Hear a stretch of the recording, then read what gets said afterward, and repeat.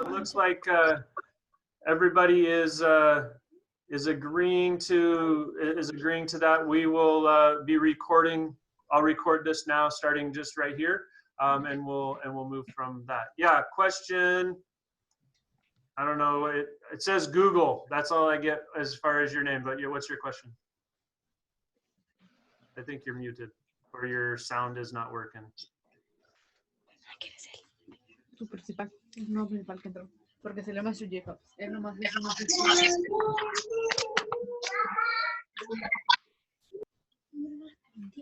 All right. Yeah, just.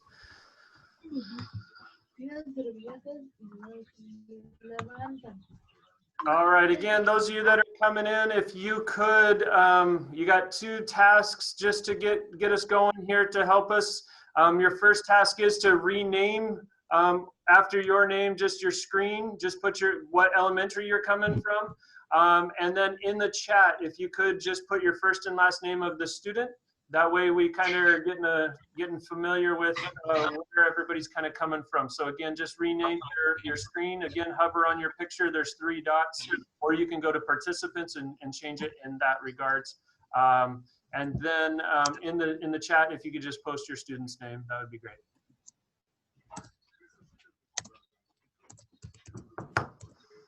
All right. We might get more people coming in, and that's okay. That's kind of how this whole virtual kind of component has been. So again, welcome. My name is Jeremy Fox, the principal here at OJH, and getting ready and preparing as best that we can to receive your child, your son or daughter to us to become a Spartan from one of the 3 elementaries in the North Franklin School District. So again, just we are excited. We are nervous, just like you guys are all in this process, to what does it really look like. But we wanted to be able to give you some information about what we have kind of going forward to just help you ease some of the questions. I'm going to do a quick introduction of different people that are in the room here tonight. I have Michelle McNaughton. She's our band teacher, and her room is at the high school. And so our junior high students kind of go from the junior high to the high school, and band is over there. And so they would have 1 period if they choose to do band and continue with band. They're going to move through that. I'll give her a chance to talk here in a little bit. Next on my screen, and that's kind of the one I'm going to use, is Stephen Payette. Stephen Payette is our athletic director. He oversees the high school athletics and the junior high athletics, and he will be the point of contact for students and families that have questions. But we also have a secretary here that works in the office here that then supports him also. And so we have somebody here that works through that, and then being able to answer questions and help people go forward with what that is. And he'll share some more information here tonight too. Jennifer Walker is one of our teachers here that is our technology teacher. She works in our computers and works in a variety, and she's been asked here tonight just because she's one of the big gurus that we have around this, trying to wrap our head around the technological component. But one of our teachers that teaches both 7th and 8th grade computers. Jenny Hokinson is playing double roles tonight. She's a math teacher for us. She teaches 7th grade essentials, but also algebra, and then also takes on one of our computer classes that we have. So we have multiple sections of computers, and it just depends on where the schedules kind of fall. But she's wearing a parent hat and just being here to help support us going forward. Diana James is the student advocate for us. So currently, we do not have counselors. We don't have an assistant or any kind of role. Diana works as kind of the jack of all trades. She helps support me in the office. And really, her and I really tag team a lot of different components across the board. She works with scheduling and just trying to get things ready for students, and also through different interactions. She runs our web crew. one of our web leaders in our school, just to help support students in a variety of aspects for their. Rachel Jensen is another teacher that we have. She's a 7th grade language arts teacher. She also is our video editing is one of her many strengths that she has grasped to knowledge. And so we put out, we try to put out weekly newscasts of different things that are happening around the school that are led by our students. And so she teaches students through that process to interact and to edit in a video editing capacity, but also then does work in the language arts, but also has one section of what's called a math lab, which is just an opportunity for some students that need extra help based on test scores and things like that, that we utilize to then put to support students through that piece. Let's see, next, you moved for me, Michelle. Am I forgetting anybody? Anybody? All right. So lots of things. Just, you know, first off, we do not have a lot of answers as far as really what the formal schedule looks like. We're working through this process just like everybody else in the state to kind of work to see what things are happening as we move forward. We'll be continuing to build that plan. So as far as just the framework of what it is, we're gonna talk mostly just about if things were normal, kind of what it would be for us as we would go forward. You know, we have a great facility. The nice thing about our facility here is that it's very small, and it just ties us all together, but it also feels like a very, very good college and a very good high school campus experience because of how the high school and the junior high kind of sit on the same platform and what that is. And so the benefit of that is the students can interact and go to the high school for different classes, like Simatech or Ag is over at the high school, but band is also over there. And then we also, just because of the nature of our system, that means if band is at the high school, then we have choir over here at the junior high. And so high school students do come to the junior high for choir, but it's a straight shot. They just go to choir and then they leave. It's not like they're walking all over the school as we go. But students will arrive. We have 7 class periods. We have, each one of them lasts 45 minutes. All of those classes, except for our 30-minute stat class that we have in about the middle of the day, as more of an incentive. The stat is the student teacher access time. And we've restructured that over the course of this last year to kind of change some things up. And it's been very productive and gives our students a very good focused opportunity as we continue to work through that process to assist in students with their grades. And also give kids a break and just needing to be a kid. But seven periods in your day, 5-minute passings, and 5-minute passing is plenty of time to get from class to class. It's our goal is that kids are interacting with each other as they are walking around in the hallways, but also making sure that they are getting to class on time. We do have a 2-minute bell that does ring, so students then do have 2 minutes to be able to get from class as that last little bit to make sure that they are on time. So that's some of the basic information. We're going to start turning it over to different people just to share some information. We'll start with Michelle McNaughton in band, and just kind of sharing some information about band and what that might look like as your son or daughter is interested in band and that opportunity for them. All right, hi everybody. My name is Michelle McNaughton. Can anybody hear me? If anybody can hear me, give me a thumbs up. Yay! Yesterday during the high school academic assembly, I started talking and then all of a sudden you couldn't hear my audio. So we're working with that today. Like Mr. Fox said, I am the band teacher. My classroom is located at the high school, and coming in as a 7th grader, what you will do on a normal day of school, non-COVID, first thing in the morning, you'd walk right on over to the high school after the bells would ring.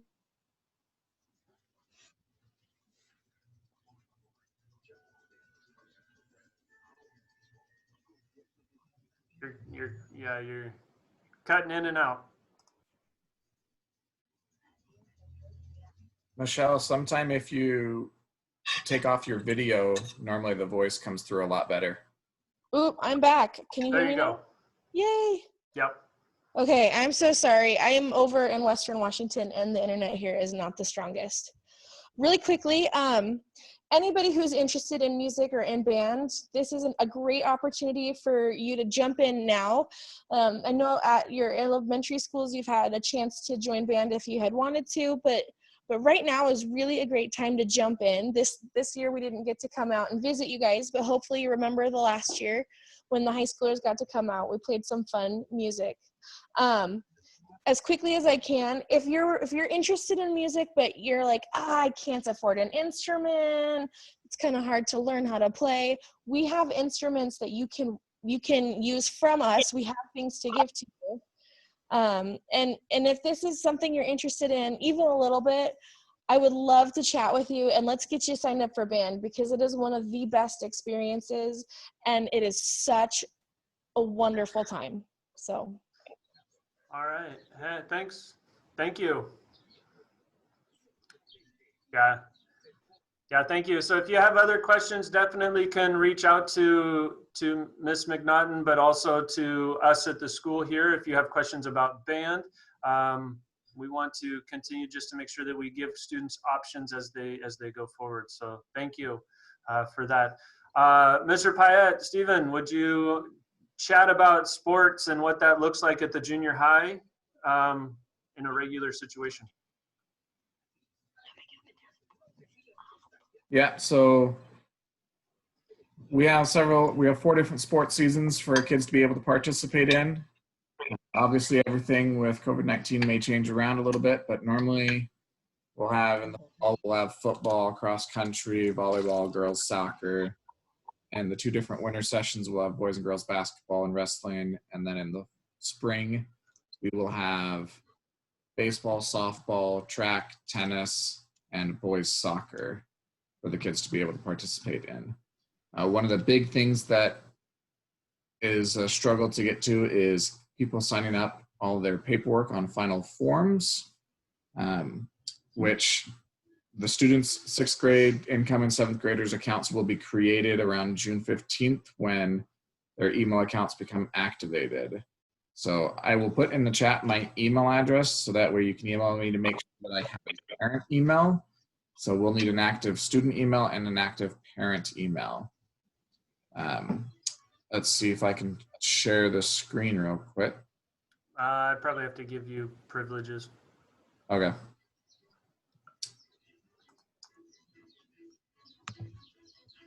There you go. Okay. As he's getting that ready, just as we continue to transition into this process, it's really important that you have a current email address and phone number so that we can communicate with you and that information goes back. So just making sure that that happens. And then Stephen, you can talk to this question here about emails also as they transition from 6th grade to 7th grade. Yep, thank you. So we pull the emails from Skyward. So if you are not, if you don't get an email come around June 15th, it's because the email we have listed for you on Skyward is not the correct email. So that's where Mr. Fox is saying we always need to have a current email, and that's where we will pull it from. It's from there. So from here, you just, on the NFSD webpage for nfsd.org, you just scroll on down to athletics final forms.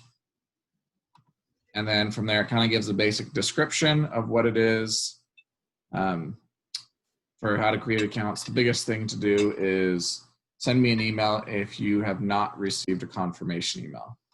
Once you get into final forms, you'll come up to where once you get logged in, it'll show you students. Here's my wonderful students, Daisy and Donald Duck for the junior high. And from there, we're able to pick a school such as Olds Junior High, and then from there we just start choosing what sports to play. You just click them all that you want your kid to play. So I'm just going to pick the first one in all of them. And then from there, and band. And then from there, it pops up the forms for you to fill out as a parent. And these forms will save from year to year, so you're able to not have to refill out every form. You'll just have to re-sign the forms to make sure the information is current. But you can see, like, it popped up boys basketball, football, and soccer, since those are the first ones that I signed up for my kid. So again, I'll put in the chat my email for people to be able to see. All right. Thank you. Yeah, with email, lots of email questions, and it's always the case, and even more now. Students will get their own email from the school district that they will be able to use. And what we work with our students in that is to set them up with that at the beginning of the year, and we really work through that process. Ms. Walker, do you want to talk about emails real quick and just passwords and things that we've done real quick? Sure. Some of the schools, I think, have already gotten their Google account set up, obviously, with moving into all this COVID stuff. So some of your kids, basically what we do is we just set you up with your Skyward, and then usually we set you up with an actual account here for our desktop computers at the building level. That's on our school network. Most your kids, if they come in with a password that I don't know how that's going to change this year, if we were going to change passwords or not, but your kid, if your kid had been using Google and logging into Google as a sixth grader, they should be fairly familiar with it, but we get them set up, and we can, once the emails are activated, we teach them how to use their emails, and that's a huge form of communication, especially in these times. But even during the school year, we encourage the kids to check their email, because that's where they get notifications about classroom. Like Mr. Payette said, they will eventually get emails about their sports and things like that when it's hooked up to that. And then we kind of just get you going from there, and we get your Skyward set up so you can see your grades and all that kind of stuff. All those passwords are the same. We make it the same so that the students can remember them. And we encourage you to talk to your student about making a password that's easy for them to remember, but doesn't have a bunch of like personal information in it. Obviously not their name if you can, and things like that. It says here, I see that somebody said the emails will be activated on June 15th, according to our tech department. Okay. So there'll be some more information. Watch for that from Mr. Fox and Ms. James, and obviously the Facebook page and things like that. And if you have any questions, you're always welcome to email me too. Awesome. Thank you. Yeah, the biggest thing with their emails, if they've already been really using emails, that it should really streamline this process as we go forward. We've really adopted the platform, and over the last couple months here, to be very consistent. We will continue to use Google Classroom as a platform to receive information from different teachers. All of our teachers now, because of the situation that we're in, have a Google Classroom. And so kids can access the information, turn assignments in through that. The other things that kids will be using is they'll be using Screencastify, which is an opportunity for them to videotape themselves doing different things. Teachers will videotape lessons and send it to students in that kind of capacity. We've also used Google Meet and Google Chat as another platform of just communicating with students and working through that. And so we work through those capacities to then give students a platform, but using the platform the same as all across the board, not trying to have 100 different little, I got to have the password for this and a password for this and a password. It's all the same. It's all tied to the Google platform as we go. And so that just allows us to be very simple, because everything you do on a phone with Google that we have can be done on your Chromebook. And so being able to use things and take pictures and upload them into your drive are all things and skills that we are encouraging our kids to use as we go forward. But as we get back to just kind of the day-to-day operations, OJH runs on the same schedule as the high school. So it's going to be a little bit different from what the elementary is. We do have late start on Mondays. So school will go 8:40 to 3 o'clock on Mondays. And then on Tuesday through Friday, we will go 8:10 to 3 o'clock. So Mondays are always a late start. And so it does start a half an hour later than what it normally would be on the other days of the week. One of the other things, I'm going to throw this over to Diana here. Ms. James, who is kind of our Skyward, she works with scheduling and different components, just to give some information about what we're going to be doing going forward, just making sure that we have as much information that we can at this time. So Ms. James. Okay, so probably the answers that you want are ones that we don't have the answers ourselves, but I can tell you how we have done it in the past. Usually we get, so students, as Jeremy has put, that we have 7 classes. The students are already, we are very giving, and we give a history class, a science class, a math class, a language arts class, and a science PE. You guys are all lucky you get to be a part of those. The part with the electives that we have somewhat talked about is that it depends. Your child could, or if you are a student, you could have 2 electives, 1 elective, or no elective. And what we use those elective times for is if your child, or if you are the student coming, if you are struggling in the reading area and need more support, we will make sure that you get that support and help you strengthen your reading skills. That may change from a 1-period language arts class to 2 periods, which then takes 1 elective. And also was mentioned before was a math lab. It could be the same thing as where they have a math class and then they have a math lab if they need that extra support. Our goal is to strengthen those core skills as they go up to high school, so that the high school has a lot more electives to choose from, that they have the opportunity to be more involved with that and more successful.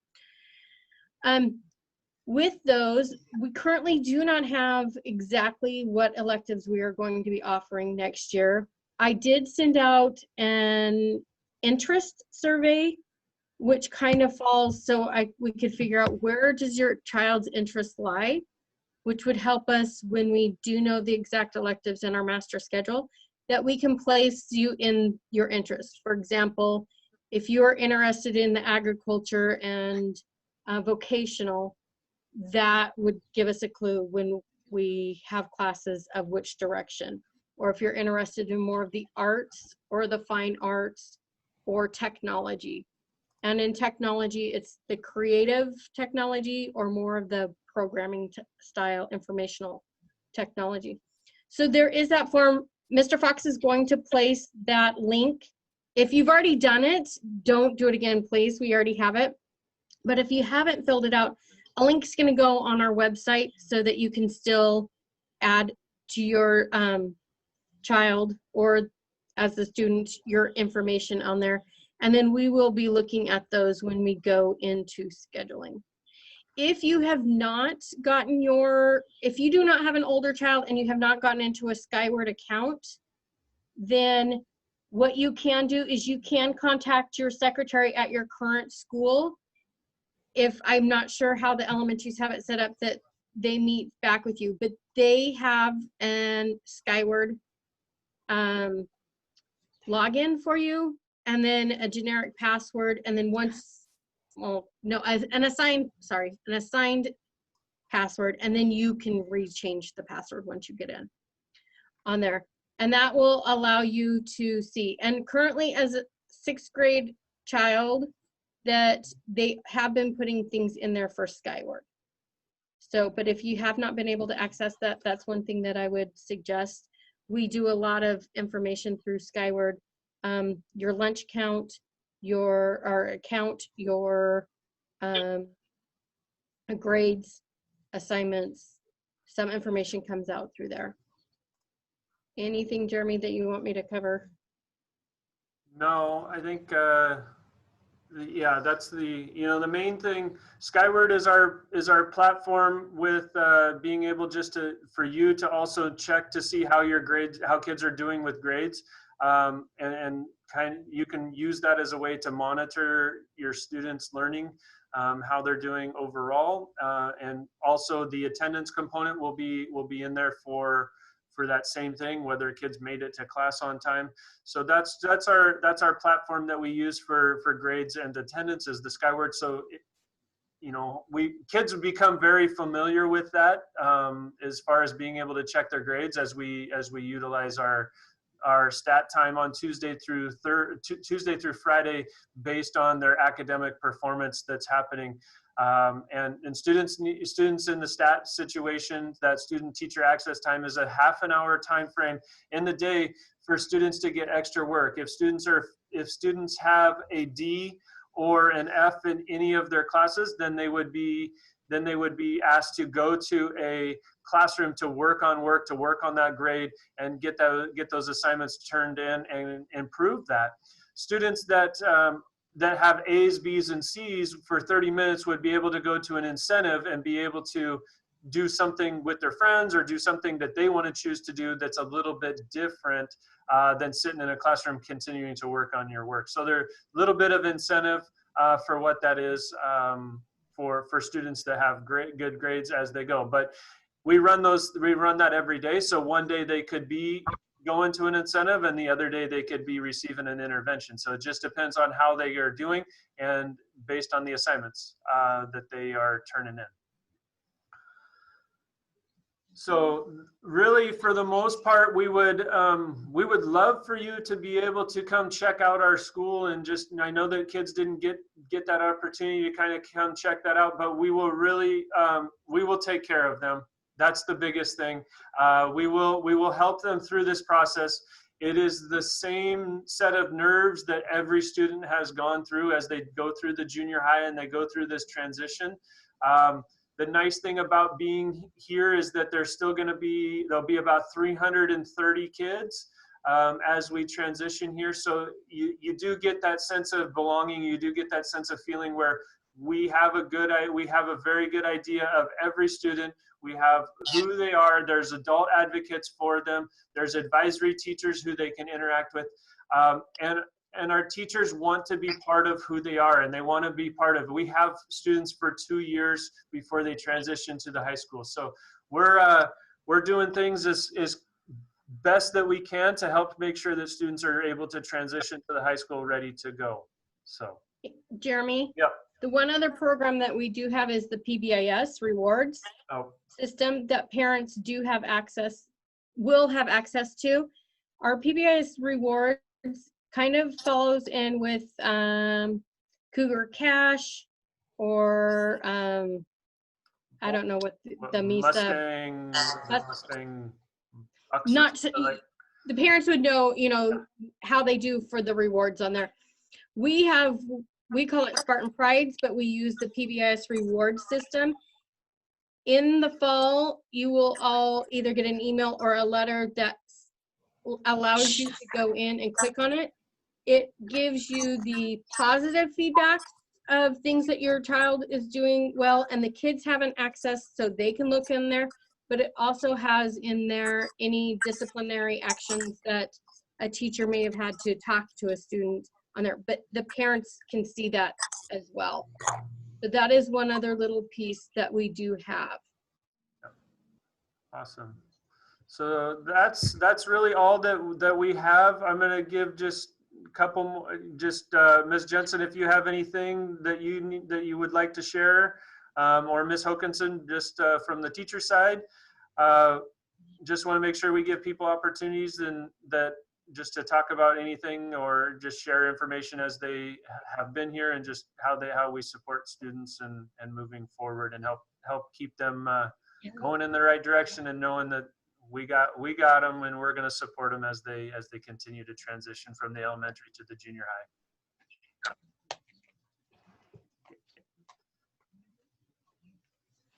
Good to go? All right. If you have any other questions, feel free to continue just to reach out to us. Our contact information is on the website. We really are encouraging people to start to move to that website. And I'll show you just what that is, just so that you can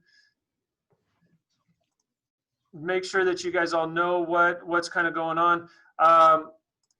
But we want to make sure that you have that, but we're really going to start to work in this time to move towards the website, to provide information along with Facebook and along with newsletters that will go out on a weekly basis. And so we continue to try to just find new ways as we go. This process has allowed us to learn new ways to communicate and share information with parents and students. So it's been very positive for us as we've transitioned through this time. So There is a question in the chat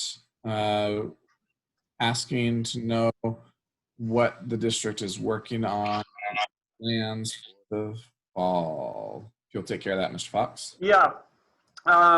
So the solutions that the district has currently at this time, we are waiting for guidelines for what OSBI has put out. And then, just like we have all built this process for distance learning, we will be working on what does it look like to meet the requirements and make sure that students are safe and that parents feel comfortable with what that is. The OSPI is supposed to be putting out some guidelines next week, and that's kind of what we're waiting for as far as our guidelines to move forward within how the district is moving towards school to start up next year. So there's not a lot of information that we have at the moment, other than we'll take into consideration all the things that the state is doing to meet those guidelines, but also, as I know Mr. Jacobs does, he's very cautious of wanting to make sure that we are doing everything for the right thing and that we're meeting people's expectations and working with parents along that way. So yes, and as you did see, there is emails about surveys of what your comfort level is, that he's gathering information. I know that tomorrow afternoon I have a meeting around starting to brainstorm what these options might be. So you should be getting that from the elementary principals or your teachers, as they were asked to forward that out. That email came out to us about 2 o'clock today. So if you haven't got it, check with them. But that survey is open until June 7th, I think at 5 o'clock is the timeline to be able to give some feedback as we go forward. Thanks, Ms. Jensen, for posting that in there.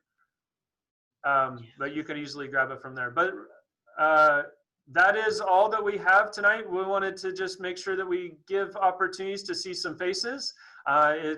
It is the virtual tour of OJH and everybody's backgrounds and what that is, but we have a good thing going here, and we look forward to all of the students coming from all of the elementaries or wherever they're coming from to be part of the OJH campus and style that we have going forward. So again, we have no idea what school will look like at the beginning of the year. So we don't know if anything's going to be online or if it's all online. If it's not online, we just don't have any information. But we'll be communicating with that as we start to put things into play into the end of June and through the beginning of August and July and August, and as we communicate based on getting information. So, yeah. Can I just say one thing? I would encourage all the parents to talk to your kids about being open to trying new things in the junior high. They're gonna be with kids that they have not gone to elementary school with. And so it's an opportunity to make a lot of new friends and to kind of branch out a little bit. And if we stick super tight to our knit group from our Connell Elementary friends or our Mesa friends or our Basin City friends, then you're missing out on a lot of stuff. And so I just encourage you guys to have that conversation with your kids about just trying new things, maybe even a new sport or a new club or something like that that they might enjoy. You'd be surprised. Yeah, and for the parting words from a student that I just met with here is as I asked them, what can I tell incoming families about this middle school experience? And the student told me to tell you, don't overstress and just give them time to learn the process. It is a learning process as we go. But he told me to tell parents not to stress out. It's just give them some grace in this process, because kids are going to branch out and continue to try to develop who they are and who they want to be. So, and that's our job here in the junior high, is to support that process of students learning. So again, thank you for your time. Again, we recorded this, so we'll be posting this for you guys to be able to, if you on Facebook, so that you have that opportunity to go back and answer any questions. Again, reach out to us. We're here to be able to answer questions with what we know, and if we don't know, at the moment, it's because we really don't know. It's not that we're trying to hold information, it's just that we don't know with what that is. So thank you for your time. We appreciate everybody giving us about 45 minutes of your evening here tonight. So again, thank you, and we look forward to seeing your son or daughter come to OJH.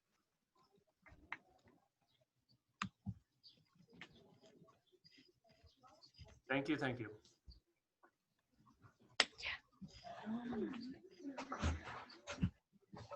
Jason. Bueno, ¿saben hablar? Les trajo una dona.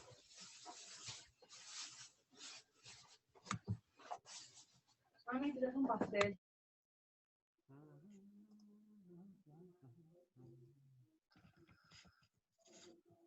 All right, let's see.